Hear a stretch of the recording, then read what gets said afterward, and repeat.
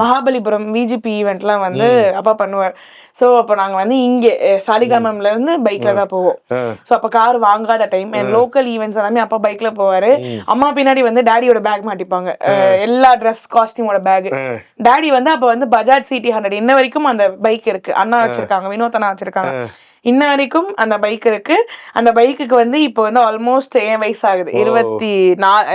என்னை விட பெரியவர் அவர், 26 வருஷமும் என்னமோ அந்த பைக் வாங்க. ஏன்னா அப்பா வந்து அம்மா லவ் பண்ணும் போது அப்பா வாங்கி கொடுத்தது. ஸோ ஆல்மோஸ்ட் 26 years ஆஃப் அந்த பைக் மெமரிஸ். அதனால தான் அம்மா அப்பா கொடுத்துலான்றப்போ நான் பெருசாக சொன்னேன், இல்லை எனக்கு அதில் மெமரிஸ் நிறைய இருக்கு, என் கண்ணு முன்னாடி யாராவது ஒருத்தவங்க அதை ஓட்டிக்கிட்டே இருக்கணும், அதுக்கு சந்தோஷம்னால பஜாஜ் சிடி 100ன்னு சொல்லிட்டு அந்த பைக்கு முன்னாடி டேங்க்ல நான் உட்காந்துருப்பேன், பின்னாடி அப்பா உட்காந்துருப்பாரு, அம்மா வந்து பின்னாடி வந்து பேக் மாட்டிருப்பாங்க.